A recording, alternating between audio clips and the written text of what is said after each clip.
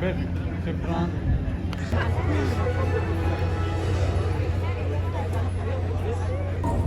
الشخص في كل مكان، تحياتي لكم من جدة أهل الرخاء والشدة. اليوم بتغطية خاصة جدا لمهرجان البحر الأحمر السينمائي. جدة صارت تحتضن واحد من أكبر مهرجانات السينما في العالم العربي. على الأنغام الجميلة هاي الموسيقية اليوم حاخذكم بجولة في جدة القديمة اللي صار فيها كمية تغييرات. يا جماعة في شغلات صارت حتشوفوها هلا وتحكموا على نفسكم، لأنه جولة حتكون ولا أروع من جدة السعودية. وخلينا نبدأ.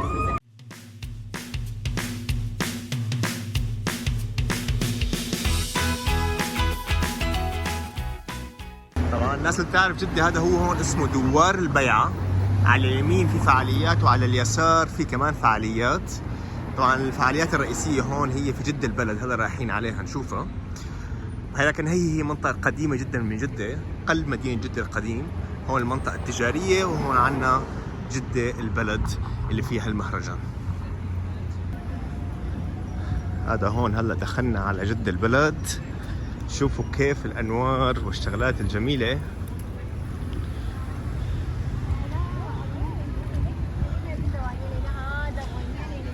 مثل ما شايفين هون معلومات عن المهرجان.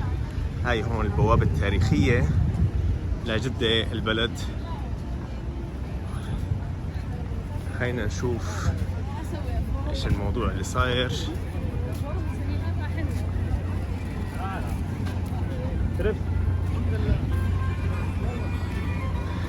هون بقى معلومات عن المهرجان. هلا حنشوف اذا في شيء معين، ولكن هي هون جدة البلد طبعا الإنارة مختلفة تماما عن الأوقات العادية. مثل ما شايفين هذا هون الريد كاربت، حنحاول نشوفه هلا كمان شوي. هون محل ما بيجوا بتصوروا النجوم. ولكن صراحة الجزء الأجمل هو فعلا اللي هو جدة البلد حقيقة. هاي هي الأجواء الحالية على هالأنغام الرائعة.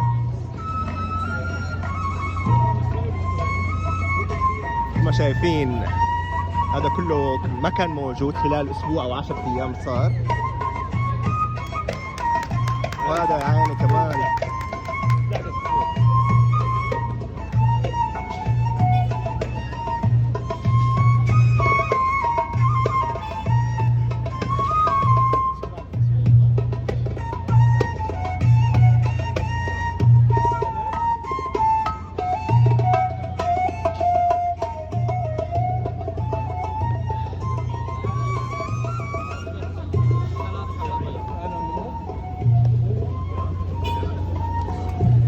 هي واحدة من أحياء جدة القديمة نحن عم نحكي عليها. هي جدة الأصل.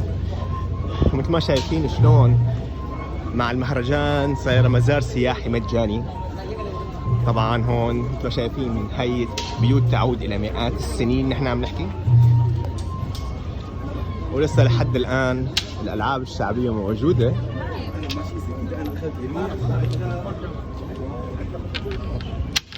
إيش اسمها اللعبة هذه؟ دومنا. العب. يلا يا اخي يلا. ما علمك لعبه يا قربشي.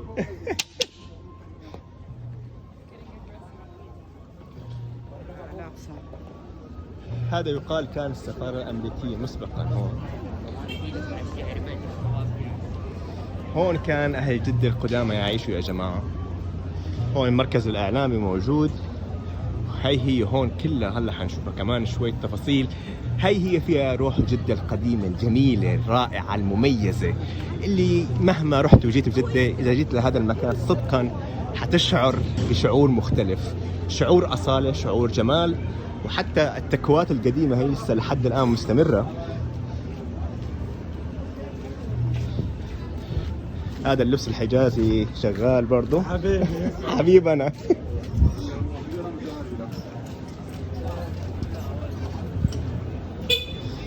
طبعا شوفوا النمط العمراني، هاي بسموها الرواشين.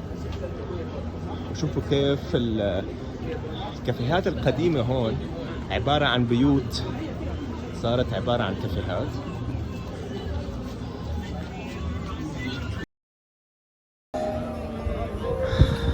هاي هون أكاديمية جدة للفنون.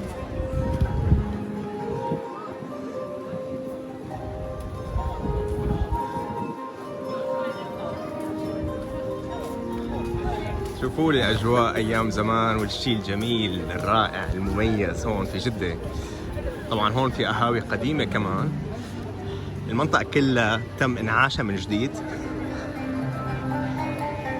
مع موسيقى حية موجودة، عزف قانون رائع وجميل.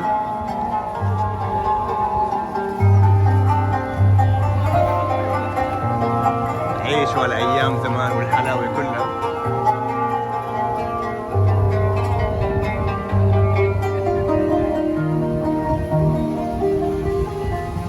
هاي هي الحواري القديمة الآن، وهذا هون صار مثل منطقة كانت من فعليا من 10 أيام أنا كنت هون.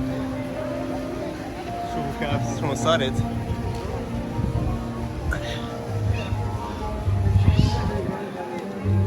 ايش تبيع يا عمنا؟ معصوب. يجي برضه. الله يكرم. هاي هون جلسات تحت الشجرة بالحارة، لكم تتخيلوا كيف الأمور والأضواء الجميلة هون. هاي كله هون بنقدر نقول إنه أيوة. إيش القصة بالضبط؟ هاي أكلة شمالية حقت منطقة تبوك اسمها بسيسة. بسيسة طحين بر، سمن غنم وتمر وهيل. سمن غنم، يعني ما في داعي تاكل شيء بعد إذا هيك. ما تتعب بعد هيك، ما تتعب ولا ما تقدر تاكل بعد هيك. البسيسة، نجرب البسيسة وماله.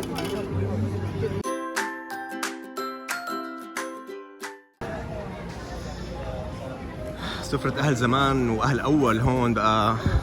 البليلة أكيد واحدة من الأكلات الشعبية، ولكن أنا بهمني أهم شيء أقول لكم الأجواء الجميلة اللي صايرة هون في جدة البلد.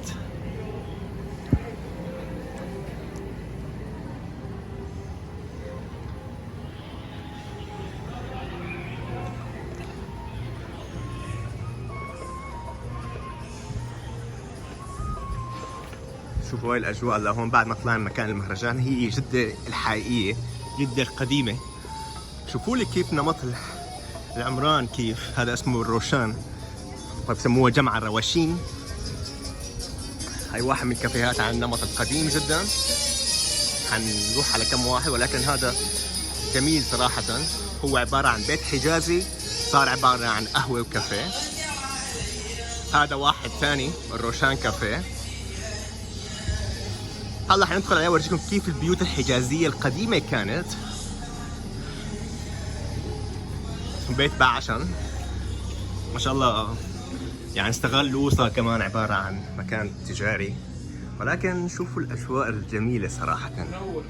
النور نورك يا باشا. شوفوا كيف السقف كيف كان بالخشب. الواضح انه الخشب كان يعتبر من أهم المواد المستخدمة. شوفوا هاي هون الجلسات، يعني بيت حديث. هاي مكيفات والوضع لوز. حتى كمان في كرسي معلق فوق.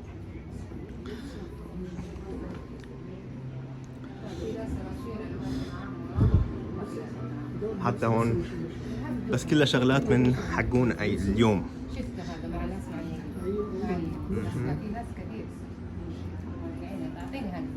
كيف الأسعار يا باشا؟ أسعار أيام أول ولا أسعار اليوم؟ أيام أول هلا لقرش، دحين 15 ريال. 15 ريال. 30. يعني أنتم مساوين مكان أول والدنيا حلوة، مفترض تكون أسعار زمن أول. زمان أول هلا خذ من عند جاري عمره 60 سنة. العمر كله يا رب. أنا رايح وجاي استشفى ولا؟ يعني شوف شلون هذا البيت نفسه. هذا هون انت عم تاخذ جولة كاملة في هذا البيت، بيت حجازي. هاي هون المكتبة.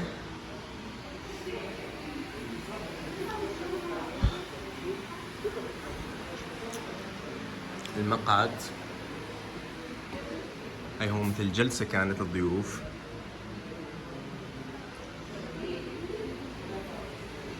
صراحة شيء جميل.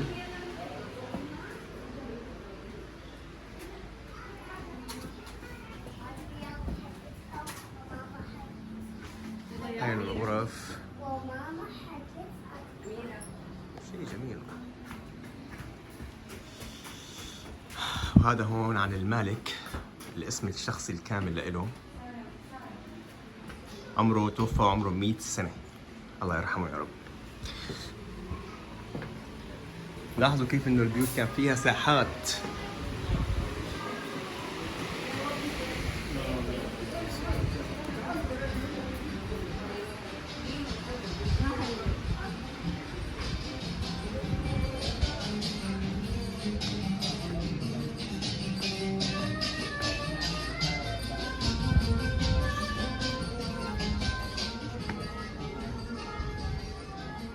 طبعا بمجرد ما جيت انت لهون ودخلت في الحواري والازقه هي كلها، طبعا بمجرد وصولك لبيت باعشن اللي شفناه، انت هون قربت وصلت لمرحله تجاريه، وبنفس الوقت قربت على واحد من اقدم المساجد الموجوده في جده، مسجد الشافعي.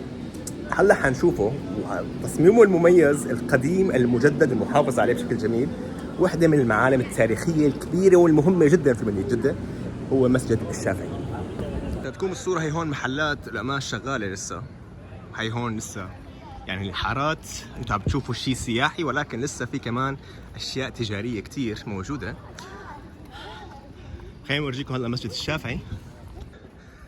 هاي هون وحدة من الأزقة القديمة، هاي هون الأصل. حتى شوفوا أنواع، قالوا لي إنه اللون الأصلي أصلا للرواشين هو اللون الأخضر وليس اللون البني على فكرة. مئات السنين يا جماعة الآن نحن عم نمشي بينا.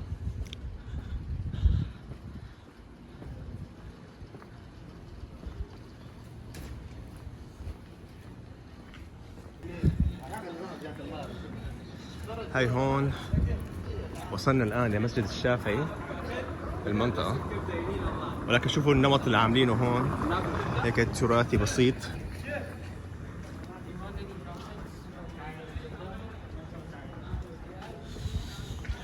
مثل ما ملاحظين انه شوفوا كيف هذا بناء كامل حجازي من عماير كامله. شوفوا النمط الرواشين مختلف، هذا النمط مختلف عن هذا بسبب انه كل واحد يمكن يعود الى مرحله من العمر مختلفه، عصور مختلفه، في مماليك، في اللي بعدهم، في اللي قبلهم. فهذا الشيء بيعطيها جده انه هي مدينه تعود الى اكثر من 3000 سنه. هذا هو جامع الشافعي.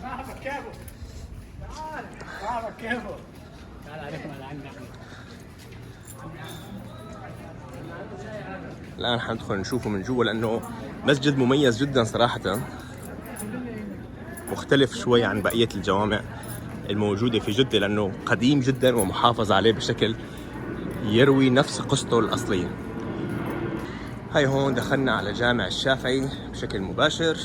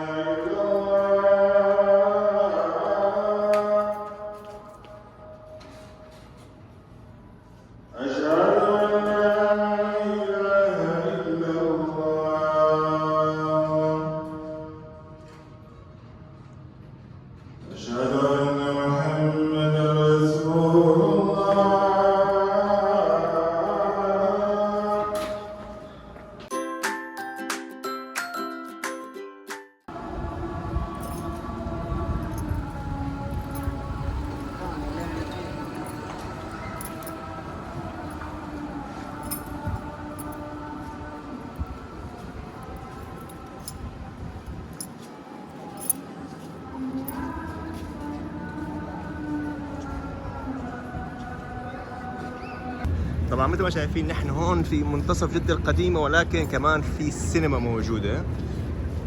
بالتيكيتات بتدخل بتشوف العروض تبعت او الافلام الموجودة في مهرجان السينما، وهي تقريبا 100 فيلم موجود هون.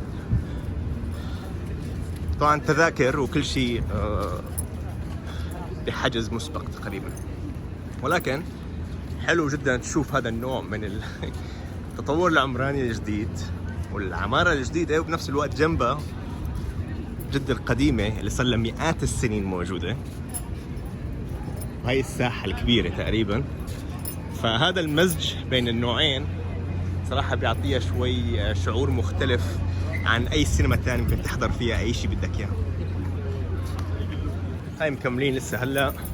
ما شفتوا، هي جولة جميلة ولكن مو كتير كبيرة، يعني تقريبا نص ساعة إلى ساعة بتكون شبه خلصت 3/4 الشغلات اللي بدك إياها. وهذا بجعلها مناسبة لكل العائلات، لكل الأشخاص بغض النظر عائلة ولا شباب ولا صبايا. هاي هون محل ما كنا تماما. هاي هون حتى في التلفزيون.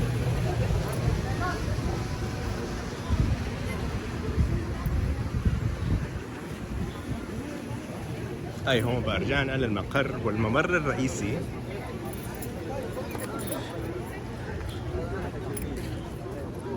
مثل ما شايفين شلون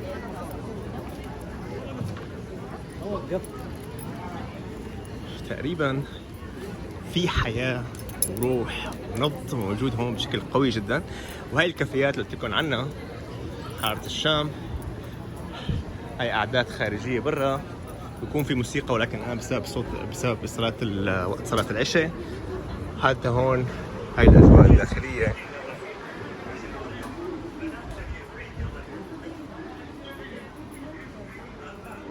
ما شايفين، أي نعم هو صغير ولكن عم بيعطيك الأجواء تبعت المدن السعودية بين نجد، الجنوب، وحتى هون في الحجاز. شيء جميل صراحة. والأسعار منطقية جدا، ب10 و15 ريال اللي حابب يعرف. هاي هون براد الشاي ب20، العصير الليمون ب12، القهوة حوالي 15 ل 20 ريال. وهلا بقى بدنا نزور واحد من البيوت القديمة المشهورة جدا في جدة، بيت الشربتلي، مع إطلالة ساحرة كمان على المهرجان.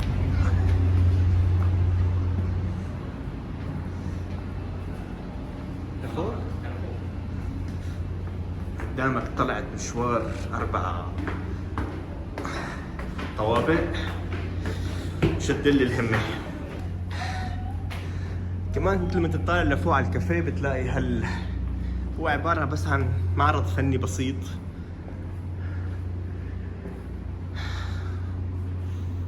مفترض انه الديكور البيت يكون ديكور قديم، يعني جداوي اصيل.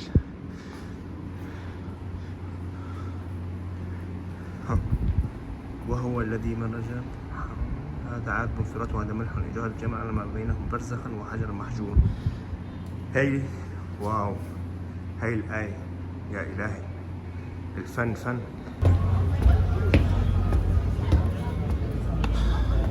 هاي أخيرا وصلنا هون، مد على 40. أوه كرم والله، حركات.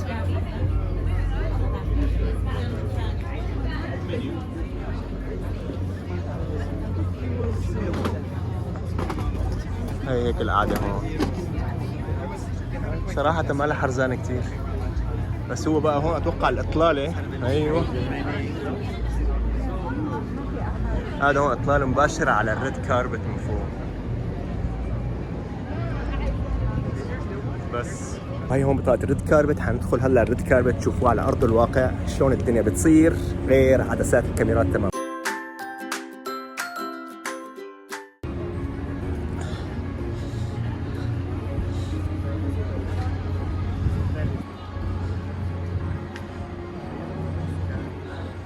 هذا هو هون الريد كاربت على أرض الواقع.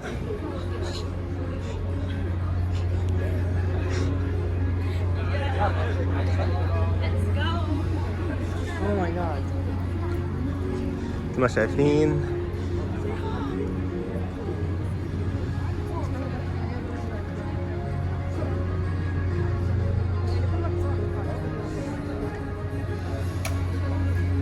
هاي هون الأجواء بشكل مباشر.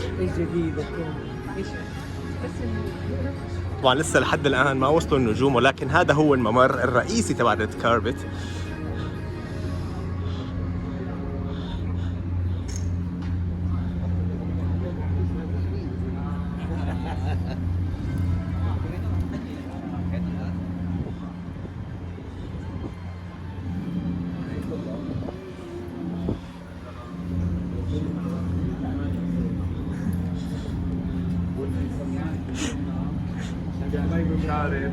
خلي لي ياكل احلى من الناس في العالم. والنعم صح لسانك يا استاذ جورج. اهلا اهلا.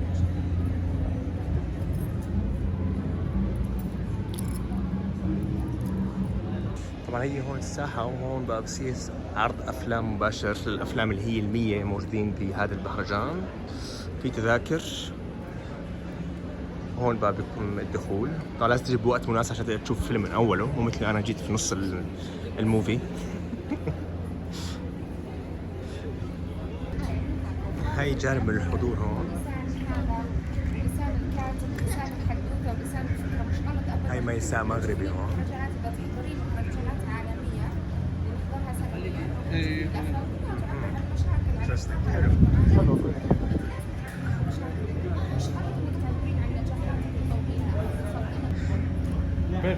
شكرا. أنا سألت هون أستاذة ميساء كيف تتعاملي مع النقد لما يجي حدا وينقدك؟ ينتقدني او ينقدني، لانه في فرق بين تنقد على حد او تنتقد احد باللغه العربيه الفصحى. في فرق. حلو، ممكن تعطينا الفرق؟ تنقد على حد انه لاي سبب. اوكي. تنتقد يعني تنتقد فنه، اي نقد فهو مفيد. الانسان اللي ما يستفيد من النقد عمره ما يتقدم. واللي بينقدك بشكل شخصي؟ بشكل شخصي كيف يعني؟ يعني هدفه ايه مثلا هدفه يقول لك انه والله ليش طالعه هيك، شكلك مو حلو مدري ايش. ممكن يكون معه حق. حلو. ممكن انا ما توفقت في اللون، في القصه، في الميك اب، في الشعر، ممكن ليش لا؟ يعني مو دائما النقد ممكن يكون هدام، ممكن يكون بناء فعلا. لا مو دائما. اشكرك. هاي بلشوا هلا. هاي هون إلهام شاهين.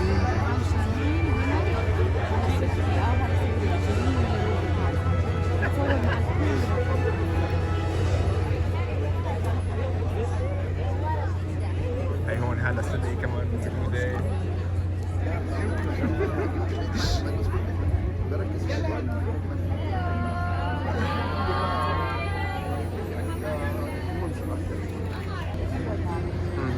هاي هي هون كمان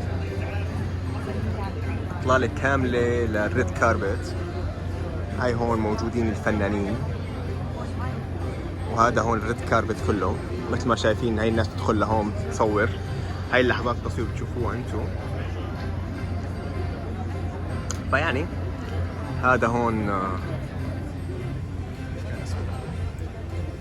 تبع مسلسل الرشاش. يعني اتس انترستينج تشوف هيك شغلات جميله على ارض الواقع. ساعات بتشوفها بالتلفزيون تشوفها هون على ارض الواقع. انا قلت لكم اياها كما هي. طبعا انتم ما شايفين الله هون نحن بالريد كاربت. الشيء اللي الناس ما بتعرفه انه الناس بحسب الريد كاربت كله فن وشغلات حلوه وروعه وما بعرف ايش. طب شوفوا هلا هون تقريبا هاي هون من الناحيه الاعلاميين قاعدين، وهذا هو الريد كاربت. هون محل ما بيجوا كل الفنانين على اساس. اكثر من ساعه تقريبا ولا حدا شرف ولا حدا شيء. فدائما اللي بتشوفوه بالتلفزيون والتصوير يا جماعه في له كواليس دائما مختلفه عن الشيء الحقيقي، وهذا الشيء اللي بخليكم دائما اي تجربه تشوفوها يعني فكروا فيها منيح قبل ما تعجبوا فيه. وهيك بقى نحن عم نمشي هون على ريد كاربت والناس عم بتصور وكل شيء الدنيا حلوه. وهيك بقى بنيجي لنهايه شو المهرجان ونهايه الريد كاربت. وحبيت اقول لكم التجربه بشكل كامل حتشوفوه اكيد عندي على اليوتيوب هون بشكل مستمر. اشوفكم على خير يا اجمل متابعين في التاريخ المعاصر كله.